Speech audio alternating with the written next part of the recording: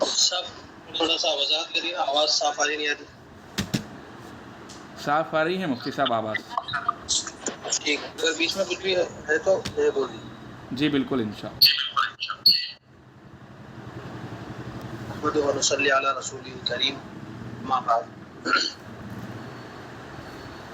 جی، سب سے پہلے تو میں آپ سب سے عنوان سے اور ٹاپک سے متعلق یہ بتانا چاہتا ہوں کہ آج 15 اگست ہے، اور 15 اگست کی مناسبت سے ہم لوگ پورے ملک میں آزادی مناتے ہیں.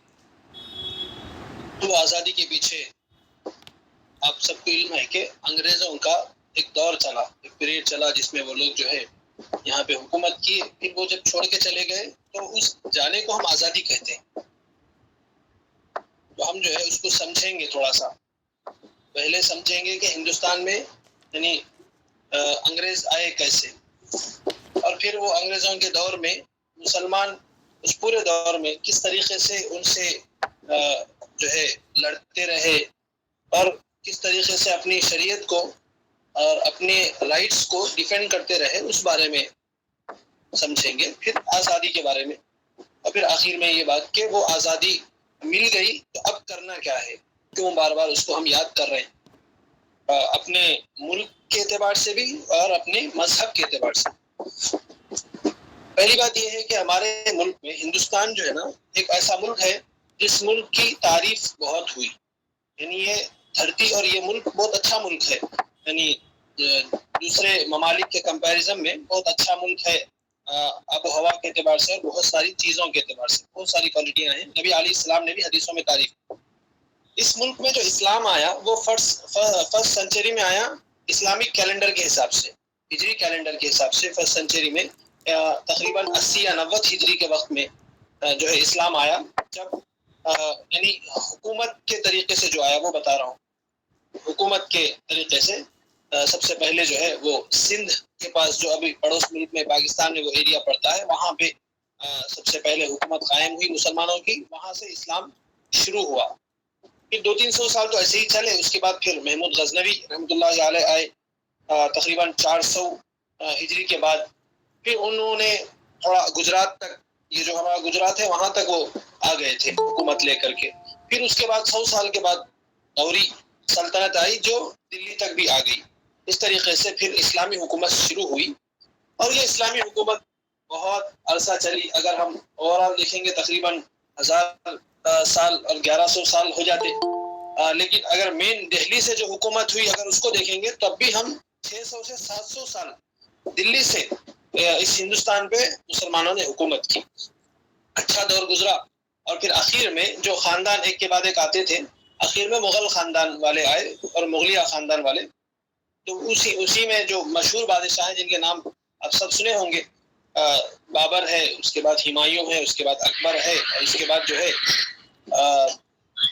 اکبر کے بعد جہانگیر ہے، اور اس کے بعد شاہجہاں ہے، اورنگزیب رحمۃ اللہ علیہ. تو یہ ایک سلسلہ تھا، مطلب جو بادشاہ اچھی حالت میں اس ملک کو لے کے چلے ان لوگوں کا. اورنگزیب رحمۃ اللہ علیہ تک یہ حکومت چلی ویسے ہی جیسا پچھلے سالوں سے چلتے ہوئے آ رہی تھی. آواز آ رہی نا کلیئر آپ لوگوں کو؟ جی بالکل کلیئر ہے، بالکل کلیئر. میں بولوں گا. ٹھیک ہے. ہاں، تو میں بتا رہا تھا اورنگزیب رحمۃ اللہ علیہ کے دور تک، ٹھیک ہے، اورنگزیب رحمۃ اللہ علیہ کے دور تک یہاں پہ اسلامی حکومت تھی اور اچھی خاصی تھی. اس کے بعد جیسے اورنگزیب رحمۃ اللہ علیہ ختم ہوئے، ان کا انتقال ہوا، اس کے بعد 1700 سال کے بعد کی بات بتا رہا ہوں. اس کے بعد جو ہے اسلامی حکومت کمزور ہونا شروع ہوئی. وہ اپنی کمزوریوں کی وجہ سے، مغل جو بادشاہ آتے گئے اس کے بعد وہ لوگ کمزور تھے اور وہ حکومت کی طرف توجہ نہیں دیتے تھے، زیادہ اپنی خواہشوں کی طرف زیادہ توجہ دیتے تھے. ایک جگہ میں پڑھا تھا کہ تقریباً 3000 باورچی تھے ان کے باورچی خانے میں، 3000 باورچی کھانا پکاتے تھے. ایسے اس قسم کی ان کے اندر وہ کاہلیاں آ گئی تھی. ان سے پہلے اورنگزیب رحمۃ اللہ علیہ تھے، اور ان کا انداز یہ تھا کہ وہ جو ہے نا بہت ہی زیادہ اپنے آپ کو یعنی کم خرچہ کراتے تھے اور حکومت سے پیسے نہیں لیتے تھے. ان کے حالات عجیب تھے، ان کا حکومت چلانے کا طریقہ عجیب تھا، بعد والوں کا بالکل عجیب تھا. بہت ساری عیاشیاں ان لوگوں نے کی. وہ جو ٹائم گزرا تقریباً 150 سال کا، جو مغل بادشاہ آئے اورنگزیب رحمۃ اللہ علیہ سے لے کر 1717 کے بعد سے لے کر کے 1857 تک کی میں بات کر رہا ہوں. جب تک جو ہے جتنے مغل بادشاہ آئے تقریباً 10 یا 11 مغل بادشاہ دلی پہ حکومت کی، لیکن سب کے سب ایسے تھے کہ کوئی حکومت چلانے کے لائق نہیں. سب کے اندر کمزوریاں تھیں، سب اپنی خواہشات کی طرف توجہ دیتے تھے. ملک کی طرف کسی کی توجہ نہیں، کسی کے پاس اتنی ایجوکیشن نہیں، اتنی نالج نہیں کہ وہ ملک چلا سکے، اور اتنا درد نہیں.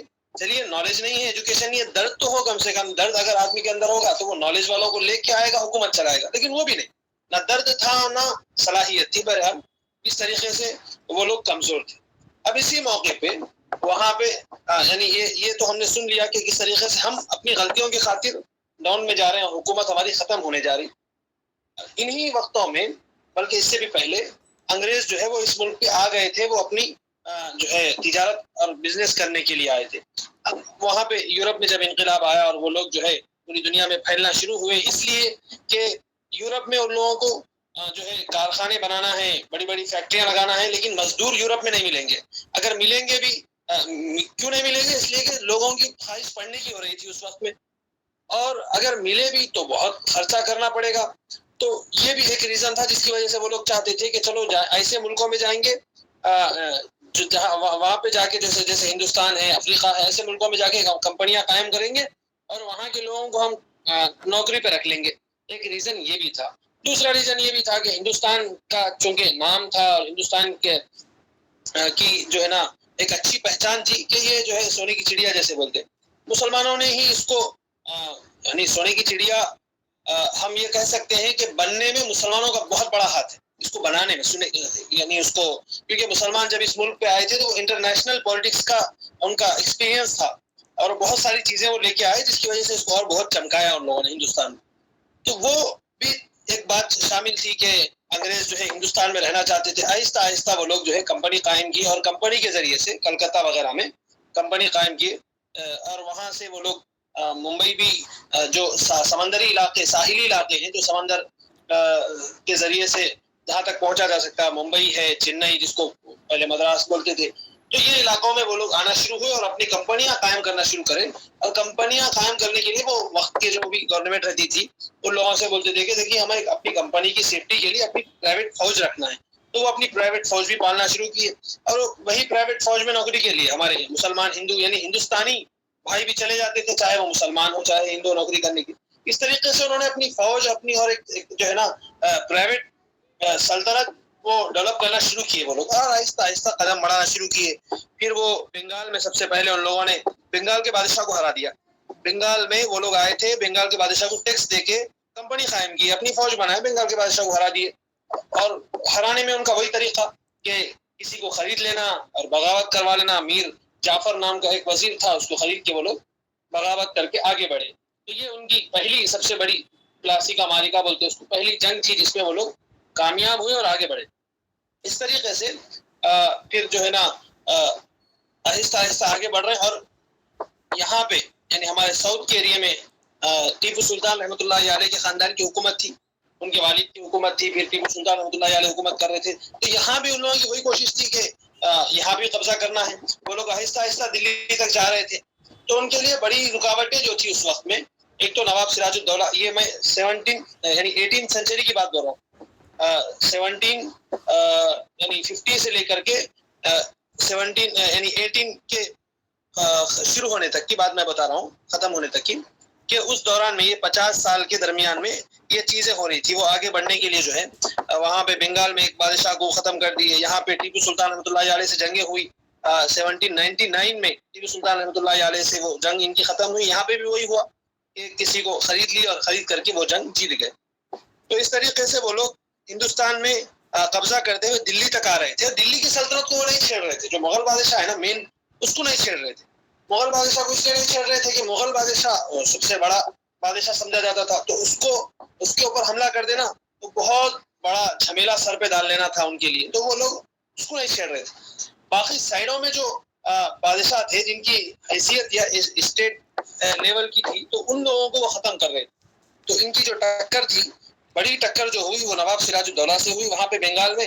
اور اور یہاں پہ ٹیپو سلطان رحمۃ اللہ علیہ سے ہوئی.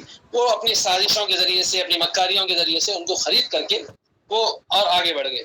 اس طریقے سے یعنی یہ لوگ جو ہے ٹیپو سلطان رحمۃ اللہ علیہ ختم کرنے کے بعد ان کا کوئی بڑا مقابل نہیں بچا.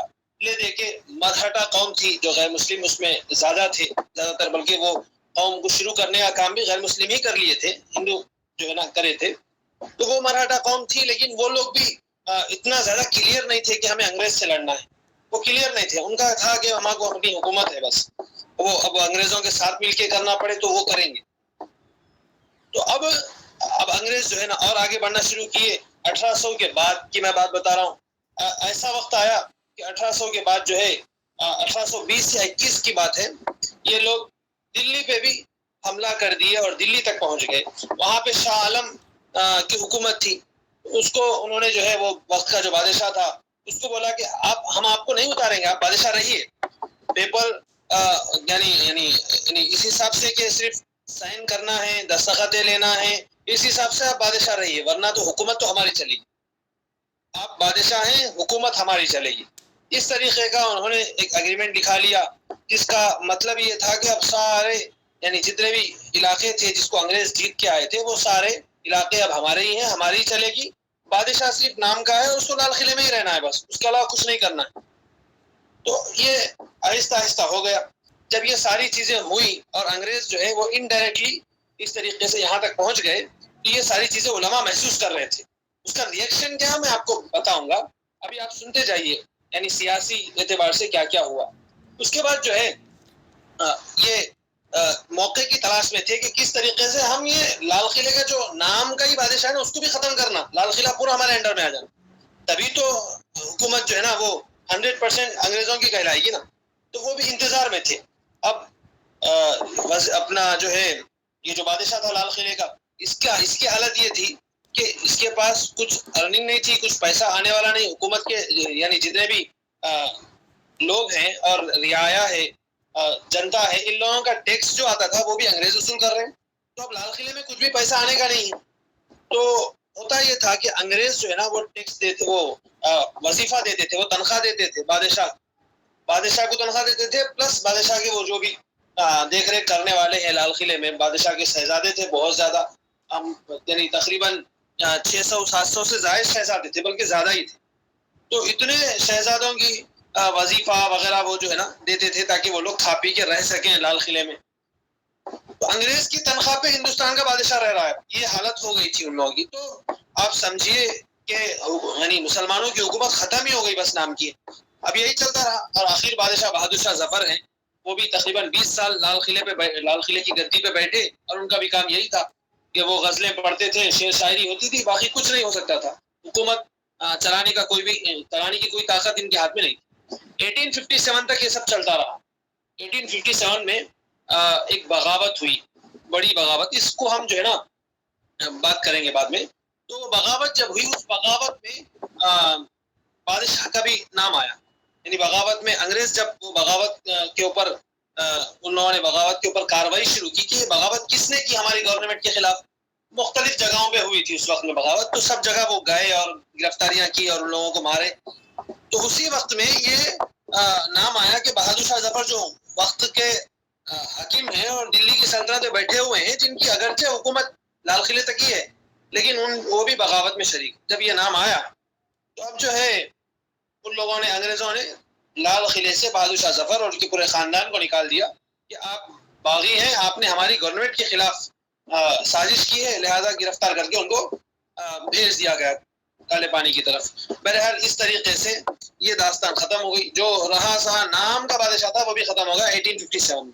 1857 میں پورا لال قلعہ تو بنی ہندوستان کا اکثر حصہ تو ان کے انڈر میں آ ہی گیا تھا، لال قلعہ بھی انگریزوں کے انڈر میں آ گیا.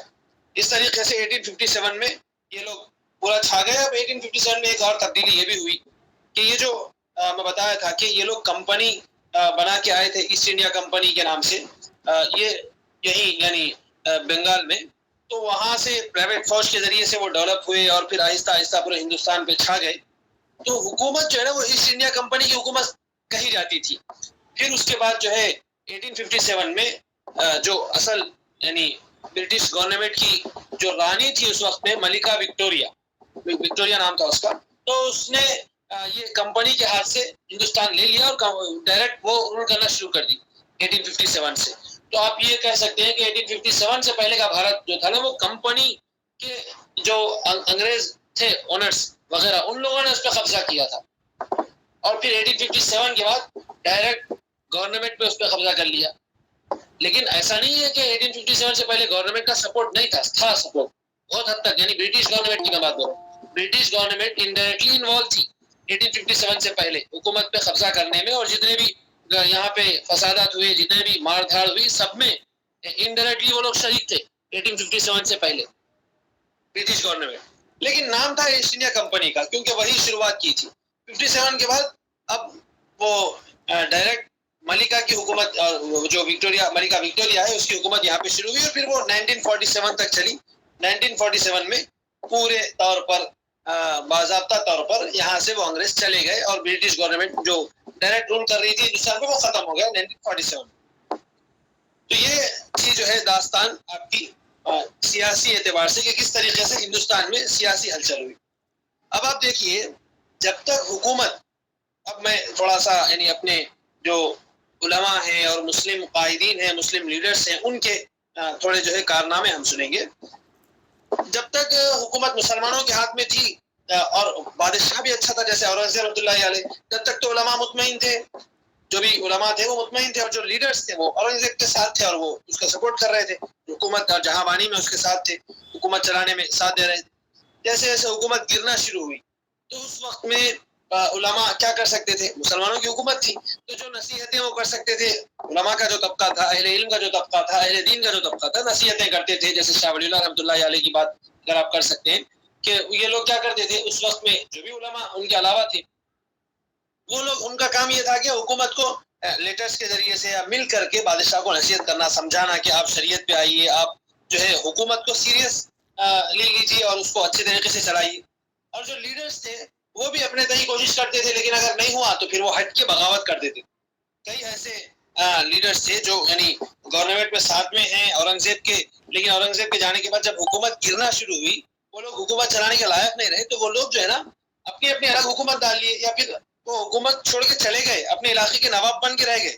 یعنی نواب کا مطلب یہ ہے کہ ان کے 4-5 گاؤں ہیں، یا پھر ان کے ہاتھ میں 50 گاؤں ہیں پہلے زمانے میں. یعنی اس وقت میں ایسے دے دیتے تھے کہ اگر کسی سے بادشاہ خوش ہے یا پھر کوئی بڑا لیڈر ہے تو اس کے ہاتھ میں 50 گاؤں دے دیتے. تو اس طریقے سے جو بھی جن کے گاؤں تھے وہ اپنے لال قلعہ چھوڑ کر کے، حکومت کا ساتھ چھوڑ کر کے، جن کے اندر درد تھا لیکن وہ تبدیلی نہیں لا سک رہے، دیکھ بھی نہیں سک رہے لال قلعے سے اور بادشاہ کے ذریعے سے اس نااہلی کو، تو وہ لوگ اپنے اپنے نواب بن کے اسی میں زندگی گزارتے تھے، اور وہیں جو بھی اپنی یعنی کریٹیوٹی دکھانا ہے وہ اپنے اس میں دکھا لیتے. تو یہ آہستہ آہستہ جو ہے علماء کا اور اچھے لیڈروں کا ساتھ چھوٹ رہا تھا ان لوگوں سے، جس کی وجہ سے یہ لوگ زوال میں پہنچ گئے. اب جب یعنی مسلمان حکومت تھی تو اس وقت تو ظاہر ہے نصیحت کے ذریعے کام چلا رہے تھے، لیکن میں نے جیسے بتایا کہ 1819 یا 1820 میں انگریز جو ہے وہ لال قلعے پہ حملہ کیے اور بادشاہ کو نام کا بادشاہ بنا کر کے اس کو تنخواہ دینا شروع کر دی. بادشاہ کو بھی تنخواہ دینا شروع کر دی، اور بادشاہ اور پورے ہندوستان پہ جو حکومت چل رہی تھی وہ انڈائریکٹلی انگریز کی چل رہی تھی. تو یہ جب چیز کی شروعات ہوئی، اس موقع پہ علماء محسوس کرنا شروع کیے کہ ہاں اب یہ ملک پہ جو ہے نا وہ مسلمان بادشاہ کی نہیں چل رہی بلکہ انگریزوں کی چل رہی، یعنی انہی کی سیاست چل رہی اور وہی اپنے حساب سے ملک پہ حکومت کر رہے ہیں. جب یہ محسوس کیے تو پھر اس وقت میں سب سے پہلے یعنی فتوے کے لحاظ سے جو بات آئی، یعنی یہ انگریزوں سے جہاد کرنے کے بارے میں. اب تک تو انگریزوں سے جو جنگ چل رہی تھی وہ یعنی سیاسی اعتبار سے چل رہی تھی، ٹھیک ہے، ٹیپو سلطان لڑ لیے، سراج الدولہ لڑ لیے، بنگال میں سراج الدولہ لڑے، ٹیپو سلطان لڑے. تو یہ جو لڑائیاں ہو رہی تھی وہ یعنی پولیٹکس کے اعتبار سے، سیاسی اعتبار سے ہو رہی تھی، اور سیاسی اعتبار سے انگریزوں کو ہرا کر کے اچھا ماحول بنانے کی کوشش وہ لوگ کیے، لیکن وہ ناکام ہو گئے. اب جو یعنی میں 1821 کی میں بات بول رہا ہوں، جب انگریز جو ہے وہ لال قلعے پہ قبضہ کر دیے تھے، اس موقع پہ جب علماء نے یہ دیکھا کہ یہ لوگ تو جو ہے کھا گئے ہیں اور انگریز اپنی طریقے سے حکومت چلا رہے ہیں، تو اب علماء نے فتویٰ دیا کہ انگریز حکومت جو ہے وہ ایک جو ہے ظالم حکومت ہے اور اس کے خلاف جہاد کرنا ضروری ہے. اس کے خلاف جہاد کرنا ضروری ہے. وہ جہاد فرض ہو چکا ہے اور ہندوستان جو ہے نا وہ ہندوستان جو ہے وہ اب دارالحرب بن چکا ہے. دارالحرب کا مطلب اسلامک لینگویج میں دارالحرب کا مطلب یہ ہوتا ہے کہ ایسا ملک جہاں پہ اسلام یعنی جتنے بھی مسلمان ہیں ان کے لیے وہ ملک جو ہے وہ اب موضوع نہیں ہے. وہاں پہ وہ نہیں رہ سکتے. یا تو ان کو اس ملک سے جہاد کرنا ہے یا پھر اس ملک سے ہجرت کرنا ہے. یا تو ان کو اس ملک میں جہاد کرنا ہے یا تو ہجرت کر کے چلے جانا ہے. دارالحرب کا موٹا سا مطلب ہے. تو انہوں نے فتویٰ دے دیا. اب یہ فتوے کے پیچھے ریزن یہ تھا. اب دیکھیے فتوے کا یہ مطلب نہیں تھا کہ انگریز حکومت آتے ہی فتویٰ دے دیے. پھر تو یہ بھی ذہن میں آتا کہ یعنی غیر مسلم حکومت ہے تو کیا ہندوستان میں یعنی مسلمانوں کو یہ حکم ہے کیا وہ جہاد کریں. اب اس وقت میں ہندوستان میں جو اتنے سال سے چل رہی تو غیر مسلموں کی حکومت چل رہی. تو مسئلہ یہ ہے کہ غیر مسلم حکومت سے مسلمانوں کو یا اسلام کو کوئی پریشانی نہیں. بالکل پریشانی نہیں ہے سرے سے. یعنی غیر مسلم حکومت سے مسلمانوں کو اسلام کو کوئی پریشانی نہیں ہے. مسلمانوں کو اور اسلام کو پریشانی اس وقت میں ہے مسلمانوں کو جب کہ وہ غیر مسلم حکومت مسلمانوں کو اسلام پر عمل کرنے نہ دے. اسلام پر عمل کرنے نہ دے. غیر مسلم نہیں بلکہ مسلم حکومت سے بھی پرابلم ہو جاتی اس وقت میں جبکہ وہ اسلام پر عمل کرنے کی چھوٹ نہ دے. اسلام پر عمل کرنا تو وہ انسانی حقوق میں سے ہے. وہ ہمارے رائٹس ہیں تو اس پہ عمل کرنا. اور اگر کوئی حکومت اس پہ عمل کرنے کی اجازت نہیں دیتی تو ہم اس کے خلاف آواز اٹھائیں گے. آواز اٹھانے کے طریقے مختلف ہیں. تو اسی لیے اس وقت پہ بھی جو انگریز تھے وہ لوگ بھی اسلام پر عمل کرنے نہیں دیتے تھے. وہ لوگ بہت سازشیں کر رہے تھے. جان بوجھ کے مسلمانوں کو پیچھے ڈھکیل رہے تھے غیر مسلموں کو. یعنی وہ پہلے تو یہ جیسے اگر ان کے پاس جو ہے نا 10 سیٹیں ہوتی وہ ہندوستانیوں کو دینے کے لیے کوئی کسی یعنی کوئی پوسٹ ہے یا پھر جاب دینا ہے 10 کرسیاں ہیں تو وہ لوگ کیا کریں گے. وہ لوگ 5 انگریزوں کو رکھ لیں گے 5 ہندوؤں کو رکھ لیں گے لیکن مسلمان کو نہیں رکھیں گے. تو ہندوؤں کو رکھنے سے کوئی پرابلم نہیں تھی. ہمیں پرابلم تھی کہ مسلمانوں کو پیچھے ڈھکیلا جا رہا ہے. وہ اپنے یعنی ہماری اپنی قوم کو جو پیچھے ڈھکیل رہے تھے وہ لوگ اس سے پرابلم تھی. اور بہت ساری چیزیں جب انگریز یہاں پہ آئے تو انہوں نے ایک چال یہ بھی چلی کہ وہ اپنے ساتھ جو ہے نا وہ عیسائی پادریوں کو لے کے آئے تھے جو ان کے مذہب کی تبلیغ کرنے والے لوگ تھے. اس سے بھی پرابلم نہیں ہے. عیسائی پادری آئیں اپنی تبلیغ کریں وہ بھی ان کے رائٹس ہیں وہ ان کے حقوق میں سے. لیکن پرابلم اس بات سے تھی کہ وہ عیسائی پادری جامع مسجد کی سیڑھیوں پہ ٹھہر کر کے اسلام کو گالیاں دیتے. وہ مختلف مساجد کے پاس جا کر کے نبی علیہ الصلوۃ والسلام کے خلاف جو ہے وہ بہت غلط زبان استعمال کرتے تھے اور حکومت ایکشن نہیں لیتی تھی. اگر حکومت سیکولر تھی انگریزوں کی حکومت جیسا کہ وہ لوگ اب لکھ رہے ہیں اپنے طرف سے کہ ہم سیکولر تھے مسلمان ہمیں ٹکنے نہیں دیے. یہ مسلمان اس لیے ٹکنے نہیں دیے کہ مسلمانوں کی سوچ جہادی نہیں. ایسا نہیں ہے. وہ لوگ خود لکھے ہیں انگریزوں کے. ایک تو بہت مشہور ہے یعنی اس نے تو اپنی ہمارے ہندوستان کی مسلمان نام کی کتاب ہے جس میں انہوں نے صاف لکھا ہے کہ کس طریقے سے انگریز حکومت نے خود مسلمانوں کو دبایا ہے. انگریز حکومت کی مسلمانوں کے ساتھ ناانصافیاں اسلام کے ساتھ ناانصافیاں اس نے صاف طور پہ اس میں لکھا ہے. اس نے اپنے آنکھوں سے دیکھی ہوئی چیزیں لکھی. تو یہ انگریز حکومت کر رہی تھی جس کی وجہ سے فتویٰ دینا پڑا جس کی وجہ سے علماء کو کھڑے ہونا پڑا. اب علماء جو ہے یعنی جو فتویٰ آیا شاہ عبد العزیز رحمۃ اللہ علیہ کا وہ صرف فتوے کی حد تک یا بولنے کی حد تک نہیں تھا. انہوں نے ایک ٹیم تیار کی. ان کے شاگرد تھے اس میں خاص طور پہ سید احمد شہید رحمۃ اللہ علیہ. انہوں نے ان کو ٹرین کیا اور ان کو بتایا کہ دیکھو تم کو اب جو ہے انگریزوں کے خلاف جہاد کرنے کے لیے انگریزوں سے لڑنے کے لیے ایک جو ہے موومنٹ چلانی ہے. تو انہوں نے کیا کیا سید احمد شہید رحمۃ اللہ علیہ ان کا نام یاد رکھیے. تحریک سید احمد شہید اس کو بولتے ہیں.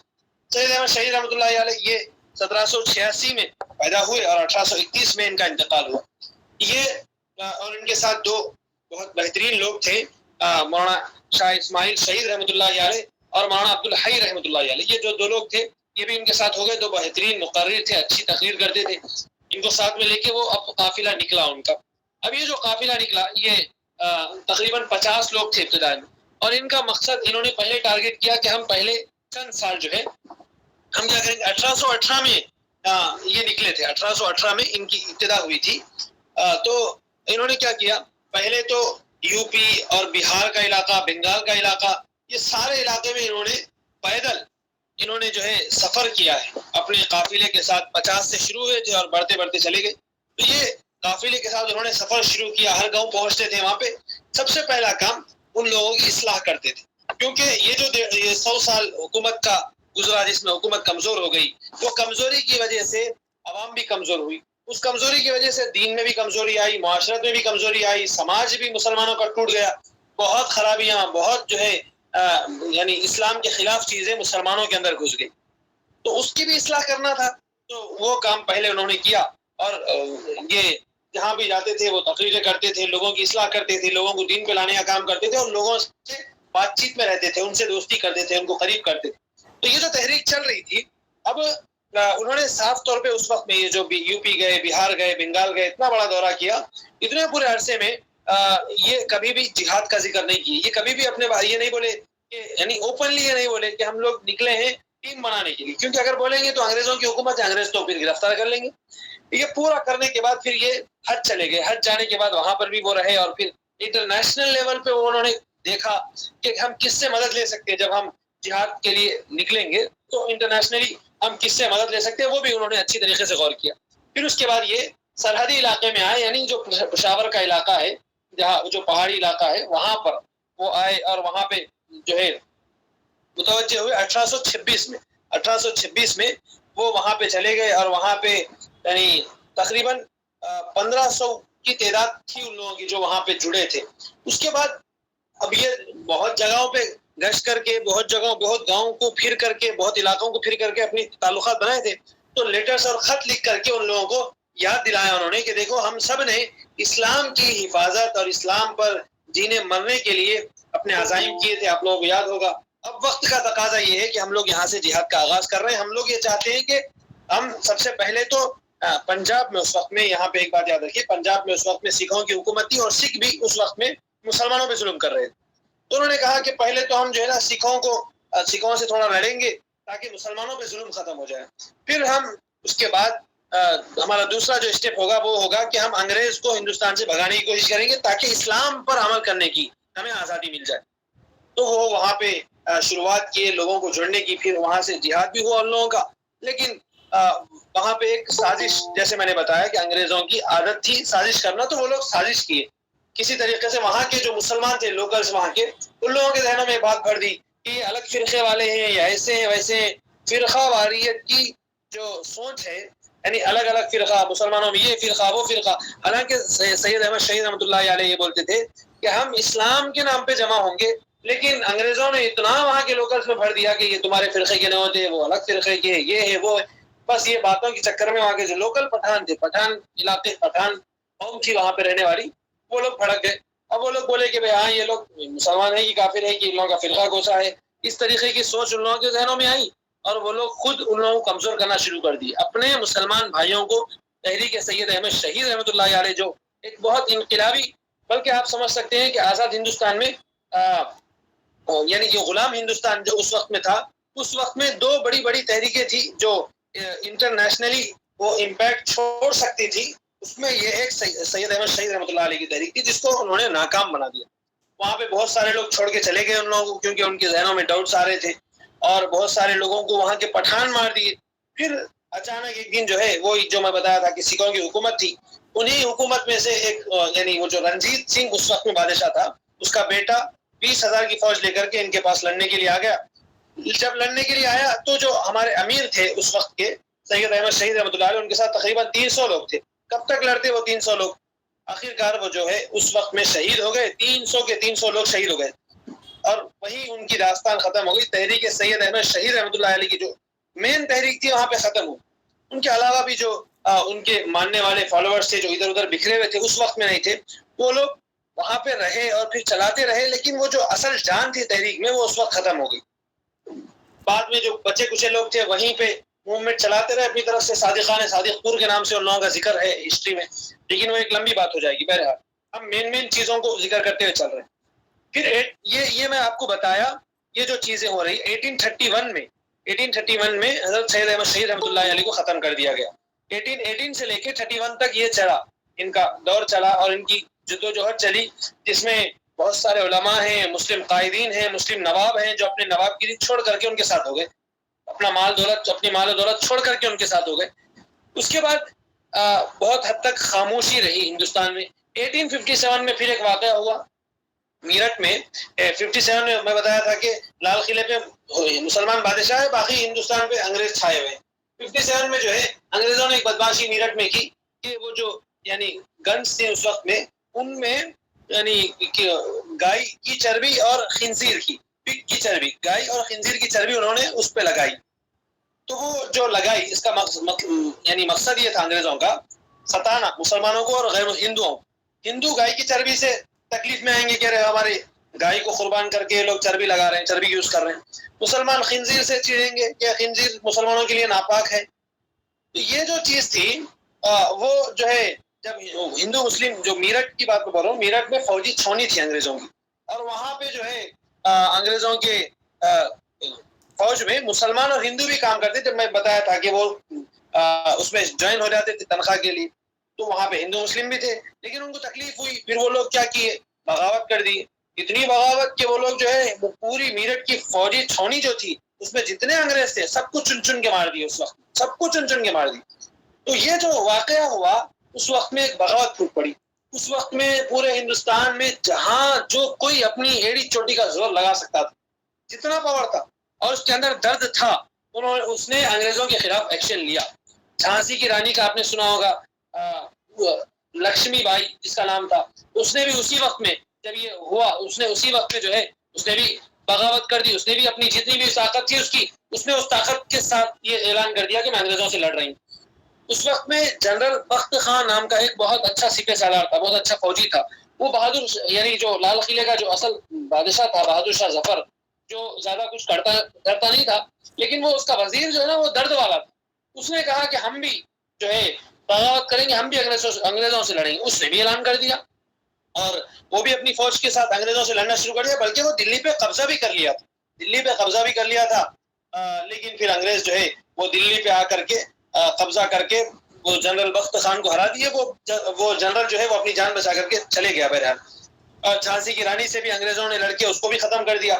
تو یہ جو اس وقت میں چلی تھی بات, یعنی جو بھی یعنی بغاوتیں اٹھی تھی اس وقت میں انگریزوں نے اس کو ختم کر دیا. وہ کامیاب ہو گئے اس میں. انہی میں ایک شاملی کے میدان میں یعنی دیوبند اور جو مظفر نگر یعنی یو پی کا علاقہ ہے, اور مظفر نگر اور سہارنپور کے علاقے میں وہاں کے علماء ہیں حضرت مولانا حاجی امداد اللہ مہاجر مکی رحمۃ اللہ علیہ, وہ اور ان کے ساتھ ضامن شہید رحمۃ اللہ علیہ, محمد تھانوی رحمۃ اللہ علیہ, اور پھر ان کے بعد جو نوجوان علماء تھے ان میں مولانا قاسم نانوتوی رحمۃ اللہ علیہ, مولانا رشید احمد گنگوہی رحمۃ اللہ علیہ, یہ نوجوان علماء میں تھے. تو ان لوگوں کی ٹیم وہاں پہ تھی. ان لوگوں نے سوچا کہ اس وقت میں ہم بھی جہاد کریں گے, ہم بھی حکومت کے خلاف لڑیں گے. چنانچہ وہ لوگ بھی شاملی کے میدان میں مشہور جنگ ہوئی ان لوگوں کی بھی, انہوں نے بھی انگریزوں کے خلاف لڑائی لڑی. تو یہ جو ہے لیکن وہ زیادہ دیر تک یہ لوگ انگریزوں کے خلاف لڑ نہیں سکے. تھوڑی چیزیں ان لوگوں نے کی تھی, تھوڑی کامیابی حاصل کی تھی, لیکن کتنا لڑ سکتے تھے؟ انگریز تو پورے ہندوستان پہ چھائے ہوئے تھے, ایک دیہات سے ایک گاؤں سے یا پھر 4-5 گاؤں کے علماء مل کر کے ان کو کتنا ہرا سکتے, کتنا پیچھے ڈھکیل سکتے؟ نہیں ڈھکیل سکے. انگریز پھر اس کے بعد قابض ہو گئے, اور انگریز جو ہے وہ یہ جو علماء تھے جنہوں نے جہاد کیا تھا وہ تھوڑے دن تک تو ان کی چلی اور انہوں نے کامیاب حد تک مقابلہ کیا, لیکن پھر وہ زیادہ دیر تک چل نہیں سکا. جس کے بعد وہ علماء بکھر گئے اور گرفتاری کا وارنٹ جاری ہوا, گرفتاری کیا گیا ان میں سے بعض لوگوں کو. پھر میں نے جیسے بتایا ایسٹ انڈیا کمپنی سے حکومت گئی, ملکہ وکٹوریہ کے ہاتھ میں آئی, تو ملکہ نے اعلان کر دیا آزادی کا, جو گرفتار ہے ان کو آزاد کرنے. تو میں نے اس وقت میں بھی چلی تھی. تو دلی میں جیسے میں بتایا کہ جنرل بخت خان نے دلی میں پورا دلی قبضہ کر لیا تھا, علماء بھی اس کے ساتھ بہت سارے تھے. اب اس کے بعد جب وہ بخت خان کو ہرا دیا گیا, علماء بکھر گئے, اس کے بعد چن چن کے انہوں نے علماء کو پکڑا 1857 میں. اب تو پورے اعتبار سے لال قلعے سے بھی انہوں نے مسلمان بادشاہ کو بھگا دیا تھا, تو اب انہوں نے چن چن کے اس وقت میں جو ہے پکڑا ان لوگوں کو جو اس میں ساتھ میں تھے, اور خاص طور پہ علماء زیادہ تھے. اب جب 1857 کا واقعہ ہو گیا اس کے بعد فوج بکھر گئی, اس کے بعد کاروائی شروع ہوئی کہ کون کون اس میں شریک تھے. تو وہ کاروائی میں آپ دیکھیے, آپ انگریزوں کی کتابیں پڑھیے, مسلمانوں کی کتابیں پڑھیے, کسی کی بھی ہسٹری اٹھا کے دیکھیے, آپ دیکھیں گے کہ انگریز اس وقت میں جن کو لے کے مار رہے ہیں اس وجہ سے مار رہے ہیں کہ یہ لوگ جو ہے مسلمانوں یعنی انگریز حکومت کے خلاف تھے, اور 1857 میں جنگ میں تھے, اور وہ جو دلی پہ قبضہ کیا گیا تھا اس میں تھے. جن لوگوں کو مار رہے ہیں آپ دیکھیں گے اس میں علماء ہی علماء ہیں, اس میں اہل علم طبقہ ہے, اس میں وہ طبقہ ہے جو قرآن و شریعت کو جاننے والا ہے. وہ جاننے کی وجہ سے ان کے اندر درد تھا اپنے ملک کو بچانے کا, اپنی ملت کو بچانے کا اور اپنی شریعت کو بچانے کا. وہ لوگ لڑے, ہزاروں لوگ ان کا نام آیا, ان کو گرفتار کیا گیا, ان کو دلی کی جامع مسجد کے صحن میں رکھ کے پوچھا گیا. ایک انگریز مورخ نے خود لکھا ہے, ٹامسن اس کا نام ہے, اس نے لکھا کہ میں خود دیکھ رہا ہوں جامع مسجد دہلی کے صحن میں 80 علماء کو لایا جا رہا ہے اور ان کو آگ سام میں جل رہی. ان سے پوچھا جا رہا تم اتنا بول دو, 1857 کی جنگ میں تم نہیں تھے, ہم چھوڑ دیں گے تم کو. وہ علماء بول رہے ہیں کہ نہیں ہم تھے. وہ جھوٹ بھی بولنے تیار نہیں ہے, وہ جھوٹ بول کے اپنی جان کی بھیک مانگنے تیار نہیں ہے انگریز سے, وہ سچ بول کے اپنے آپ کو قربان کرنے تیار ہیں تاکہ ہم نہیں, اگلی نسلوں کو احساس ہوگا کہ اسلام کے لیے آپ لڑ جائیے, اپنے رائٹس کے لیے آپ لڑ جائیے, اپنے رائٹس کو حاصل کرنے کے لیے آپ خاموش مت بیٹھیے. آپ اپنے جو آپ کی طاقت ہے, اگر آپ جو ہے آپ کچھ نہیں کر سکتے تو آپ اپنی شہادت کے ذریعے, اپنے خون کے ذریعے, جیسے اشفاق اللہ خان نے کیا, شہید بھگت سنگھ نے کیا, اپنے خون کے ذریعے آپ انقلاب کا پیغام دے سکتے ہیں. اپنی موت کے ذریعے آپ انقلاب کا پیغام دے سکتے ہیں, جیسے بہت پہلے حضرت حسین رضی اللہ عنہ نے کیا تھا کربلا کے میدان میں. آپ قربان ہو گئے اور آپ نے پیغام دیا کہ آپ نہیں کر سکتے نا تو آپ ٹھیک ہے شہید ہو جائیے, لیکن آپ بتائیے کہ ہم کھڑے تھے, ہم آخر تک کھڑے تھے. یہ علماء نے وہی کیا. جب ان کو پوچھا گیا کہ تم بول دو ایک مرتبہ تم نہیں تھے, ہم چھوڑ دیں گے. انگریز چاہ رہے تھے, انگریز بھی سزا دیتے تھے تو تھک گئے. اتنے علماء کو ماریں گے, ہزاروں علماء کو تو انہوں نے پھانسیوں کے ذریعے مارا, اتنوں کو ماریں گے. اب انگریز سوچ رہے چلو ہم جو ہے نا تھک گئے, اب یہ علماء کو جھوٹ موٹ صحیح اگر یہ نہیں بول دیں گے تو ہم ان کو چھوڑ دیں گے تاکہ ہمارے پاس بہانہ رہے گا کہ بھائی ہم نہیں بولے بلکہ چھوڑے. لیکن اگر وہ علماء بول رہے ہیں کہ ہاں ہم شریک تھے پھر بھی چھوڑیں گے تو پھر تو یعنی لوگ ہماری حکومت کو ہلکے پن میں لے لیں گے. اسی لیے اب ان کے پاس کوئی چارہ نہیں تھا. ان کو آگ میں جلاتے گئے, ان کو بوریوں میں بند کر کے, ان کو چمڑوں میں جو ہے زندہ ان کو بند کر کے ان کو سلتے گئے. چمڑوں میں ایک جانور کا چمڑا لیے اور ایک کسی عالم کو اس میں ڈال دیے اور اس کو سل دیے اوپر سے, بس پھینک دیے. جب تک رہے, اس کے بعد جب تک گل گئے, سڑ گئے, مر گئے, کچھ بھی ان کے بارے میں خبر نہیں. اس طریقے سے ہزاروں علماء کو 1857 میں مارا گیا, اس بنیاد پر کہ وہ اس تحریک میں شریک تھے جو اس وقت میں چلائی گئی, جس کو انگریز بغاوت کا یا غدر کا یا غداری کا نام دیتے, لیکن ہم تو اسے آزادی کی جنگ کا نام دیتے. تو یہ ایک بہت بڑی داستان تھی. پھر اس کے بعد جو ہے پھر شانتی رہی, پھر خاموشی رہی ہندوستان میں بہت دن تک. 1866 میں وہ جو علماء میں نے بتایا تھا کہ نوجوان علماء, مولانا قاسم نانوتوی رحمۃ اللہ علیہ, مولانا رشید احمد گنگوئی رحمۃ اللہ علیہ, یہ جو نوجوان علماء تھے جو اس وقت میں شاملی کے میدان میں 57 میں جہاد کیے تھے وہ لوگ, لیکن وہ ناکام ہو گیا تو پھر وہ بکھر گئے تھے. تو ان لوگوں نے یہ سوچا کہ ہم تعلیم کو زندہ رکھیں گے, اسلامی علوم کو زندہ رکھیں گے, اس کے ذریعے سے مسلمانوں کے اندر وہ درد رہے گا, وہ ان کے اندر عزم و حوصلہ برقرار رہے گا. موقع کا انتظار کریں گے, جب موقع آئے گا پھر جہاد شروع کریں گے, پھر اعلان جنگ کریں گے, پھر انگریزوں کے خلاف لڑیں گے, لیکن موقع کا انتظار کریں گے. ایسا نہیں ہے کہ ہمیشہ پکارتے رہیں, ہمیشہ لڑتے رہیں, پھر اپنے آپ کو جو ہے خالی اپنے آپ کو لوگوں مطلب ہلاکت کے لیے پیش کرنا ہے.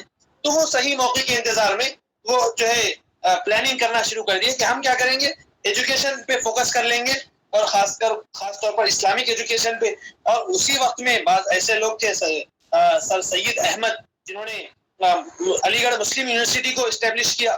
ویسے بھی درد مند لوگ تھے جن کے ذہن میں یہ بات آئی کہ ہم جو ہے نا یعنی دنیاوی جو تعلیم ہے اس کی یونیورسٹیاں بنائیں گے تاکہ ہمارے مسلمان اس میں پڑھ کر کے اپنا نام بنائیں, اپنی سوچ کو بڑا کریں, اور انگریز کے مقابل میں ٹھہرنے کی وہ حوصلہ ان کے اندر پیدا ہو جائے. تو وہاں سے دنیاوی تعلیم پہ فوکس کرنے والے چند درد مند لوگ ہیں, اور ادھر دینی تعلیم پہ فوکس کرنے والے درد مند لوگ ہیں. میں بتا رہا ہوں 57 کے بعد ہمارے بڑوں کی توجہ, مسلم لیڈرز لے لیجئے یا علماء لے لیجئے یا غیر علماء جو لیڈرز ہیں, ان کی توجہ ایجوکیشن پہ ہے, یہ بتانا چاہ رہا ہوں سر. اور پھر یہ گزر گئے یہ سال, اور پھر جو ہے 20ویں سنچری یعنی شروع ہو گئی. اور اس کے بعد جو ہے اور ایک جو تحریک کا نام ملتا ہے وہ آپ کے تحریک ریشمی رومال کا نام ملتا ہے, جو بڑی تحریک ہے, تحریک کے طور پہ چلائی گئی. یہ شروع ہوئی 1909 میں شروع ہوئی. اس کا آغاز جو ہوا, آغاز کیسے ہوا, یعنی مولانا شیخ الہند مولانا محمود حسن دیوبندی رحمۃ اللہ علیہ, یہ کون ہے, یہ مولانا قاسم نانوتوی جو 1857 میں جہاد کیے ہیں ان کے شاگرد ہیں. وہ تقریباً 40 سال انہوں نے پڑھایا تعلیم پہ فوکس کیا اور تعلیم کے ذریعے سے علماء تیار کیے اور اپنے اسٹوڈنٹس کو انہوں نے بنایا اور پورے ملک میں پھیلایا. اور وہ 40 سال سے پلاننگ کر رہے ہیں, صحیح وقت کا انتظار کر رہے ہیں کہ نہیں مجھے ایک نہ ایک دن وہ تحریک جہاد کے لیے نکلنا ہے, مجھے ایک نہ ایک دن یہ انگریزوں کے خلاف لڑنا ہے. خاموش کیوں ہے؟ وقت کے انتظار میں. پھر یہ جو ہے 1909 میں انہوں نے اپنے خاص شاگرد جن کے اندر ان کو محسوس ہو رہا تھا کہ یہ جو ہے سیاسی سوجھ بوجھ رکھتے ہیں, مولانا عبید اللہ سندھی رحمۃ اللہ علیہ کو یہ دیوبند میں پڑھاتے تھے, تو ان کو وہاں پہ بلایا اور وہاں پہ ان کو جو ہے 40 سال دیوبند میں شیخ الہند پڑھائے ہیں. شیخ الہند مولانا محمود حسن دیوبندی 40 سال پڑھائے. 40 سال پڑھانے کے بعد انہوں نے 1909 میں مولانا عبید اللہ سندھی رحمۃ اللہ علیہ کو بلایا, ان کو سمجھایا کہ میرا کیا مقصد ہے اور میں اس طریقے سے کرنا چاہتا ہوں, اور ان کو راز میں رکھنے کے لیے بولا. 1911 تک وہ وہاں پہ رہے. 1911 میں دستار بندی کا یعنی علماء کے آخر میں عالم بننے کے بعد وہ ان کی تہنیت کے لیے پروگرام کرتے ہیں. ویسا پروگرام ہوا دیوبند میں تو 30,000 کے سے زائد لوگ شریک ہوئے تھے. تو وہاں پر بہت سارے علماء آئے تھے. تو شیخ الہند نے ان علماء سے ان کو بلا کر کے صاف ان کے سامنے کہا کہ دیکھو میرا تو جہاد کہہ رہا تھا. اس طریقے سے ان کا پورا پلان بتایا. پلان کیا تھا؟ 40 سال سے جو پڑھا رہے ہیں دیوبند میں بیٹھ کر کے, تو اس وقت میں جو میں نے بتایا تھا کہ پشاور وغیرہ کے علاقے وہاں پر بہت پہلے تحریک سید احمد شہید کے بارے میں جیسے میں نے بتایا تھا کہ وہاں پہ جو ہے جہاد وہاں سے شروع کیے تھے. وہ شروع کرنے کا مقصد یہ تھا پشاور میں کہ اوپر سے آئیں گے تو ہندوستان نیچے رہے گا, تو وہاں سے حملہ کریں گے تو حملہ کرنا آسان رہے گا. یہ سیاسی اعتبار سے یعنی پولیٹیکلی بہت سارے بادشاہ اس سے پہلے بھی یہ پروف کیے ہیں کہ وہاں سے اٹیک کرنا ہندوستان میں جو ہے گھسنے کے لیے اور ہندوستان کی حکومت کو ہاتھ میں لینے کے لیے وہاں کا راستہ بہت آسان ہے. تو اسی لیے شیخ الہند بھی فوکس کرتے تھے 40 سال کے دوران میں جب وہ پڑھا رہے تھے, اور دنیا سمجھ رہی ہے وہ صرف پڑھا رہے ہیں, لیکن اگر وہاں کے جو اسٹوڈنٹس آتے تھے سرحدی علاقوں کے پٹھان, تو ان کو خاص طور پہ ان کو ٹرین کرتے تھے, ان کو بولتے تھے کہ اپنی ٹیم بناؤ, اپنی جو ہے اپنے لوگوں کو تیار کرو, جہاد کے لیے ان کو تیار کرو, انگریزوں کو بھگانے کے لیے تیار کرو. وہ بہت پہلے سے پلاننگ کر رہے تھے. اب یہاں پہ مولانا عبید اللہ سندھی رحمۃ اللہ علیہ کو اور باقی جو ہندوستانی علماء ہیں ان کو تیار کر رہے ہیں, اور ہندوستانی علماء سمجھ رہے ہیں مولانا شیخ الہند جو ہے نا وہ ہندوستان کی حد تک کی تیاری ہے ان کی. لیکن 1915 میں جب کابل یعنی وہ جو سرحدی علاقے کا ایک شہر ہے وہاں پہ مولانا عبید اللہ سندھی کو بھیجا, تو مولانا عبید اللہ سندھی کہتے ہیں کہ تقریباً 1 لاکھ سے 1.25 لاکھ تک کی فوج وہاں پہ ریڈی تھی, اٹیک کرنے کے لیے بالکل تیار. اور وہی 1915 میں مولانا شیخ الہند جو ہے جو تحریک چلا رہے ہیں یہ گئے تھے مکہ اس لیے گئے تھے کہ وہاں پہ سلطنت عثمانیہ اوٹومن امپائر جو ہے اس سے بات کریں, تاکہ ان کے پاس کیونکہ وہ بہت بہت بڑا نام ہے اور بہت ان کے یعنی اس وقت میں دھاک بھی بیٹھی ہوئی تھی وہ جیسے بھی تھے, لیکن ان سے جو ہے مدد حاصل کرنا. ان کے پاس ہتھیار ہیں, ان کے پاس نئے قسم کے جو ہے وہ لڑائی کے لیے مل سکتے ہیں, کہ گن مل سکتی ہے اور توپ مل سکتے ہیں, بہت ساری چیزیں ان کے پاس مل سکتی ہیں. تو وہ حاصل کرنا ان سے وہ حاصل کرنا مقصد تھا, جس کے لیے ان سے رابطے میں شیخ الہند لگ گئے کہ ان سے رابطہ کریں گے. لیکن خدا کا کرنا ایسا ہوا کہ وہی 1914 میں ورلڈ وار شروع ہو گیا تھا. آپ کو معلوم ہوگا ورلڈ وار شروع ہو گیا, 14 سے 18 تک چلا. تو یہی ورلڈ وار کے چلتے حالات ایسے خراب ہو گئے کہ یہ مکے میں شیخ الہند ہے اور استنبول میں اوٹومن امپائر کا کیپٹل ہے, اور یہاں پہ کابل میں یہاں پہ فوج ہے. اب شیخ الہند کو جانا ہے استنبول, اور وہاں کے خلیفہ جو ہے ان کو منانا ہے, ان کو تیار کر کے وہاں سے فوج لینا ہے تھوڑی, اور ساتھ میں بہت سارے ہتھیار, اور پہنچنا ہے یہاں کابل, اور اس کے بعد اٹیک کرنا ہے ہندوستان پہ. لیکن آپس میں یہ لوگ ملاقات ہی نہیں کر سکے. عراق میں بھی انگریزی فوج گھس چکی تھی, اور بہت ورلڈ وار کی وجہ سے, یعنی آپ اتنا یاد رکھیں ورلڈ وار کی وجہ سے حالات اتنے خراب ہو گئے کہ ان کا آپس میں رابطہ ہی ختم ہو گیا. اور پھر جو ہے ان کے خطوط بھی پکڑے گئے, جو خطوط یہ آپس میں ایک دوسرے کو لیٹرز لکھ رہے تھے. تو شیخ الہند رحمۃ اللہ علیہ وغیرہ جو ہے نا وہ ریشمی کپڑے میں, ریشمی چھوٹا کپڑا ہوتا اس میں, رومال اس کو بولتے, اس میں وہ خط لکھے تھے. تو وہ خط پکڑا گیا, پھر انگریزوں کے ہاتھ لگ گیا. اسی وجہ سے اس کو تحریک ریشمی رومال بولتے ہیں انگریز کے لوگ. تو وہ انگریزوں کے جب ہاتھ لگا تو انگریزوں نے معلوم کرنا شروع کیا کہ اس کی جڑ کون ہے, اس کی پلاننگ کیا کیا. جب انگریزوں کو پتا چلا کہ اتنی بڑی پلاننگ ہے کہ 1.25 لاکھ تقریباً لوگ حملہ کرنے کے لیے تیار ہیں, تو انگریزوں نے اب وہاں کابل تو پہنچ نہیں سکتے تھے انگریز, کابل میں ان کا زور نہیں چلتا تھا, افغانستان اس وقت میں آزاد تھا. لیکن مکے میں مکہ کا جو حاکم تھا اس وقت میں شریف مکہ, مطلب اس کا ٹائٹل وہ تھا, وہ سر نیم سمجھیے آپ.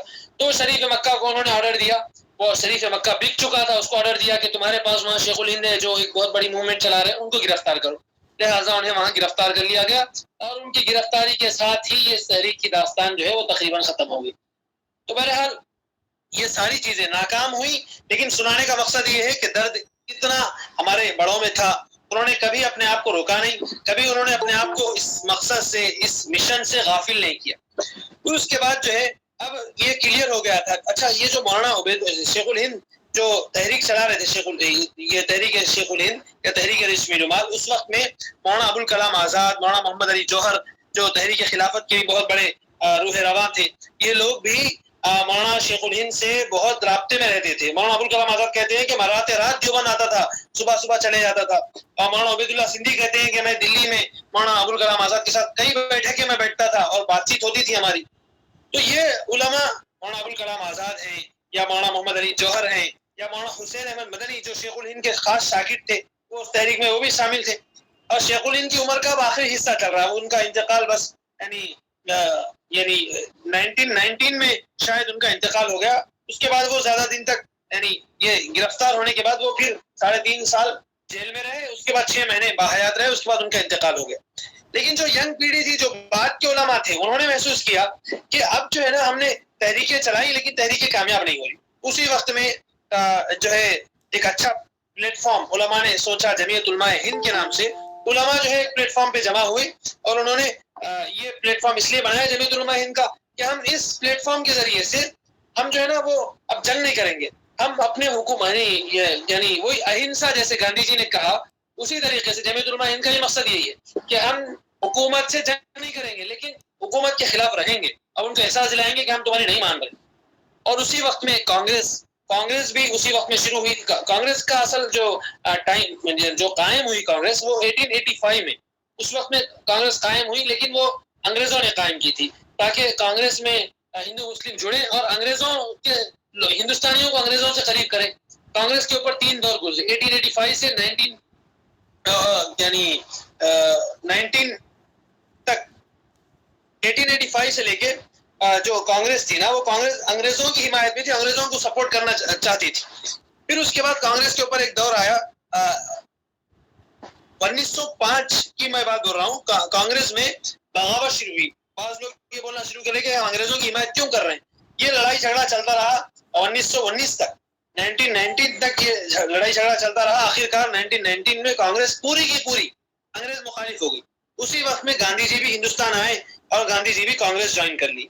تو یہاں پہ 1919 میں ہی جمعیت علماء بنتی ہے اور علماء اس لیے جمعیت بناتے ہیں کہ ہم اس پلیٹ فارم سے انگریزوں کی خلاف ورزی کریں گے، تحریکیں ہماری ناکام ہو رہی، جہاد ہمارے ناکام ہو رہے ہیں. اور 1919 میں کانگریس یہ عہد کرتی ہے کہ ہم اہنسا کے طریقے سے ہندوستان میں وہ آزادی کا آندولن جاری رکھیں. تو بہت سارے علماء، بہت سارے مسلم لیڈرز وہ کانگریس کے پلیٹ فارم سے جمع ہوئے اور جتنے علماء تھے وہ مولانا عبدالباری فرنگی محلی رحمۃ اللہ علیہ، ابو المحاسن سجاد رحمۃ اللہ علیہ، مفتی کفایت اللہ، شیخ الہند رحمۃ اللہ علیہ، اور بہت سارے نام ہیں جو جمعیت علماء کے پلیٹ فارم سے وہ جمع ہوئے. تو مسلم لیڈرز کو پلیٹ فارم مل گیا کانگریس کا اور جمعیت علماء میں علماء کو پلیٹ فارم مل گیا. دونوں پلیٹ فارموں سے پھر 1947 تک وہ جدوجہد چلتی رہی اور آخرکار پھر جو ہے انگریز کو یہ سمجھ میں آ گیا. جمعیت علماء مسلمانوں میں اتنی پاپولر ہو گئی تھی، اتنی طاقتور ہو گئی تھی، اور اسی طریقے سے کانگریس پورے ہندوستان پہ چھا گئی تھی. جس کے بعد یہ بات کہ انگریزوں کو سمجھ میں آ گئی کہ ہم جو ہے نا جنتا کو، ہندوستان کی جو عوام ہے ان کو اپنا جو ہے نا نہیں بنا سکتے، ان کو نہیں جیت سکتے. جب ان کو محسوس ہو گیا پھر وہ سمجھ گئے کہ ہماری حکومت زیادہ دن تک یہاں پہ ٹھہر نہیں سکتی. پھر آہستہ آہستہ وہ یہاں سے چلے گئے. 1947 میں بالکل ہی ہندوستان انہوں نے خالی کر دیا. یہ ہے آپ کے یعنی آزادی کی جو داستان تھی جو آپ کو سنانا تھا. میں سوچ رہا تھا یعنی اور 10 منٹ پہلے ہی ختم کرنا، لیکن بہرحال یہ آزادی کی داستان تھی جو آپ کے سامنے آئی. علماء اور مسلم لیڈرز جس طریقے سے اس میں حصہ لیے اور جو تحریکیں ناکام بھی ہوئی، لیکن ان کو سنانے کا مقصد جیسے میں نے بتایا کہ ان کے درد کو بتانا، یہ بتانا کہ وہ خاموش نہیں تھے، وہ کسی نہ کسی طریقے سے وہ قوم کے لیے، قوم کے مفاد کے لیے لگے ہوئے تھے. اب یہاں پہ ایک بات میں بتاؤں کہ آزادی کا مطلب کیا ہے. یوم آزادی جو ہم منا رہے ہیں، آپ ملک کے اعتبار سے دیکھیں گے تو آزادی کا مطلب یہ ہے کہ انگریزوں کا جو دور تھا اور انگریزوں کی جو حکومت تھی وہ یعنی سیاسی اعتبار سے وہ حکومت ختم ہوئی اور ہم آزاد ہوئے اور ہم مسلمان اس کو دو حیثیتوں سے دیکھیں گے. ایک تو ملک کے مفاد کی حیثیت سے ہندوستان سے محبت ہے, دھرتی سے محبت ہے, اس کی مٹی سے محبت ہے, تو اس پر جو ظالم چلے گیا تو ظالم کے جانے پر خوشی ہے, اسی لیے 15 اگست کو خوشی مناتے ہیں. دوسری بات یہ ہے کہ ہندوستان مسلمان کے لیے اسلام بہت بڑی چیز ہے اور اسلام سے ہی مسلمان ہے. اسلام پر عمل کرنے کی آزادی نہیں تھی جب تک انگریز تھے. انگریز جانے کے بعد میں ہمیں آزادی ملی ہے اسلام پر عمل کرنے کی, اسی لیے ہم خوش ہیں, اور جب تک یہ آزادی ہے ہم خوش ہیں. ڈیموکریسی کی وجہ سے ہمیں وہ آزادی ملی ہے. یہ آزادی کا مطلب یہ نہیں ہے کہ ہم ہر اعتبار سے آزاد ہیں. آپ سنیں, مسلمان تو یعنی شریعت کا غلام ہوتا ہے. یہ آزادی ہے, مسلمان ہو, ہندو ہو, جتنے بھی مذاہب والے ان سب کو ان کے مذہب پر عمل کرنے کے جو رائٹس ملے ہیں, جو حقوق ملے ہیں, اس آزادی کو ہم منا رہے ہیں, اور یہ آزادی منانا بھی چاہیے, اور یہ شریعت کا حصہ ہے. بہرحال اب میں ایک بات یعنی آخر میں میسج کے طور پہ بولوں گا کہ اس آزادی کو یعنی حاصل ہم نے کر لیا, لیکن 70-80 سال گزرنے آ رہے ہیں. آپ دیکھ رہے ہیں ہندوستان میں مسلمانوں کی کیا پوزیشن ہے, بہت اچھی طریقے سے, میں اس کو ریپیٹ نہیں کر رہا ہوں, بہت اچھی طریقے سے آپ جان رہے ہیں ہماری کیا پوزیشن ہے. یعنی خلاصہ یہ ہے کہ ہم اب فی الحال جو ہم اس پوزیشن میں ہیں کہ ہم اس آزادی کو بچانے کے چکر میں, آزادی ہم نے حاصل کی. آپ نے سنا نا کتنے علماء, میں نے 1857 کا آپ کو بتایا کتنی تفصیل سے, اتنے علماء کا خون بہا کر کے ہم نے آزادی حاصل کی. آج ہم 70-80 سال کے بعد پھر اس پوزیشن میں آ چکے ہیں. آپ ہمیں اپنی اس کو بدقسمتی سمجھیے کہ ہم اسی آزادی کو اب بچانے کے چکر میں, کیسے بچائیں, اس کو کیسے برقرار رکھیں, کیسے وہ سیکولرزم ہمارے ملک میں رہے, کیسے ہندوستان میں ایسی فضا رہے, ایسی حکومت رہے, ایسی پالیٹکس رہے کہ اس پہ مسلمانوں کا دباؤ بنا رہے, اس پہ مسلمانوں کا وزن رہے, اس پہ مسلمان کے نام سے ایک قسم کا یعنی یہ ہے کہ ان کے اندر لحاظ, رعب, اور ان کے اندر یہ رہے کہ نہیں ہم اس قوم کو لائٹ نہیں لے سکتے, اس قوم کو ہم جو ہے نا بہت زیادہ ان کے ساتھ لاپرواہی نہیں برت سکتے. اتنا وزن ہم کیسے بنائیں؟ ہم آج اس پوزیشن میں آگے کھڑے ہو گئے ہیں, اور اگر ہم نہیں بنائیں گے اپنا وزن, پھر ہمارے ساتھ وہی ہوگا جو اب ہو رہا ہے. اب یہ جو چیزیں ہمارے ساتھ ہو رہی ہے, ہم نے اپنی بے وزنی کو ثابت کیا. ان کو یہ محسوس ہو گیا ہے کہ ہم مسلمانوں کو دبا سکتے ہیں, کیونکہ ان کے پاس کوئی قابل قدر اب لیڈر نہیں ہے, اتنا طاقتور لیڈر, اتنی طاقتور آواز, اتنا وزن رکھنے والا کوئی چہرہ نہیں ہے جس کے بل پر, جس کے دم پر, جس کے رعب کے آگے وہ دب جائیں, وہ پیچھے ہٹیں اور وہ ڈیفینڈنگ پوزیشن میں آ جائیں. ان کو کسی بات کا خوف نہیں ہے جو فرقہ پرست عناصر ہیں. تو اب یہ جو ہم پوزیشن میں آ چکے ہیں اپنی آزادی کو ڈیفینڈ کرنے کے چکر میں, تو یہ جو آزادی کی بحالی کی جو ہماری جدوجہد چل رہی, اب اس میں کرنے کے کام کیا ہے؟ اللہ سے اپنے آپ کو جوڑنا, اپنے دین میں پہلے سدھار پیدا کرنا, سب سے پہلے اپنے ایمان کو بہتر بنانا, اور اسی سے ساری چیزیں ہیں, اپنے اخلاق کو, اپنی معاشرت کو اسلامی اعتبار سے ڈھالنا. ہمارا گھر, رشتہ داریاں اسلامی اعتبار سے, کاروبار اسلامی اعتبار سے, لین دین اسلامی اعتبار سے, ہمارا بیہیویئر, ہر بیہیویئر کے پیچھے اسلام, نبی علیہ السلام کے اخلاق, نبی علیہ السلام کا کردار, یہ ساری چیزیں ہمارا یعنی ہماری دینی اعتبار سے اصلاح ہو جائے. یہ تو ہے ہی. اس کے ساتھ ساتھ اس وقت میں یعنی میری حد تک کم سے کم میں سمجھتا ہوں کہ ہم دینی تعلیم کے اعتبار ساتھ ساتھ دنیاوی تعلیم پر فوکس کریں. یہی ہمارے لیے, یہی تو نہیں کہہ سکتا, لیکن یہ ہمارے لیے اتنا بڑا ہتھیار ہے کہ اس موقع پہ یعنی مسلم پرسنل لا بورڈ کے صدر ہیں مولانا خالد سیف اللہ رحمانی صاحب, بہت جو ہے اچھا لکھتے ہیں, اچھا بولتے ہیں, بہت اچھی نالج ہے. وہ کہہ رہے تھے کہ ہم اگر آزادی سے کے بعد ہی اگر ہم اپنے اسکولز پہ توجہ دیتے, اپنی تعلیم پہ توجہ دیتے, تو پھر ہمارے ہندوستان میں مسلمانوں کا حال وہ نہیں ہوتا جو آج ہو چکا ہے. تو بہت بڑی ضرورت اس وقت میں اپنی آزادی کو بچانے کی. یا آپ سمجھیے یعنی اگر میں اپنے درد کو بیان کروں تو میں یہی کہہ سکتا ہوں کہ وہ جو علماء کا آپ نے ذکر سنا نا ابھی, جن کے بارے میں آپ نے سنا کہ ان کو شہید کیا جا رہا تھا, 80 لوگوں کو لایا جا رہا تھا, ہزاروں لوگوں کو سولی پہ چڑھایا گیا تھا, انہیں پوچھا گیا تھا کہ آپ جنگ میں شریک تھے, اگر وہ جھوٹ کہہ دیتے تو ان کی جان بخشی جاتی تھی, لیکن وہ جھوٹ کہنے پہ تیار نہیں ہوئے. ان کی روحیں, ان کی آہیں, ان کے خون کے قطرے ہم سے فریاد کر رہے ہیں, ہم سے سوال کر رہے ہیں کہ ہم نے اپنے خون کو دے کر کے جس آزادی کو تمہارے لیے خریدا, یا جس درخت کو بویا تھا, جس کی چھاؤں میں تم زندگی گزار رہے ہو, وہ درخت اب مرجھا رہا ہے, وہ کمزور ہو رہا ہے. اسے طاقتور کرنے کے لیے اب آپ کے پاس ایک بہت بڑا ہتھیار ہے. آپ کو اب قربانی دینے کی ضرورت نہیں ہے, آپ کو تلوار اٹھانے کی ضرورت نہیں ہے, خون بہانے کی ضرورت نہیں ہے. آپ قلم اٹھائیے, آپ اپنی تعلیم پہ فوکس کیجیے, آپ اپنی محنت, اپنی مشقت, اپنی یہ ساری چیزوں کا رخ اپنی ایجوکیشن پہ کیجیے. میں یہ نہیں کہہ رہا ہوں کہ آپ میں سے ہر ایک اسکول قائم کرنے پہ لگ جائے, اسلامک کالج قائم کرنے پہ لگ جائے. ہم میں سے ہر ایک یہ نہیں کر سکتا. ہاں, اگر آپ میں سے کوئی اتنا کر سکتے ہیں تو آپ اپنے لیے یہ ضروری سمجھیے. آپ اپنی, اگر آپ اتنے با اختیار ہیں, آپ کے پاس اتنا پیسہ ہے, تو آپ اپنے پیسے کے بڑے حصے کو آپ اسے بہترین صدقہ سمجھیے, بلکہ افضل ترین صدقہ سمجھیے کہ آپ اپنے اسکولز کے ذریعے مسلمانوں کی خدمت کیجیے, آپ ٹیوشن سینٹرز کے ذریعے مسلمانوں کی خدمت کیجیے.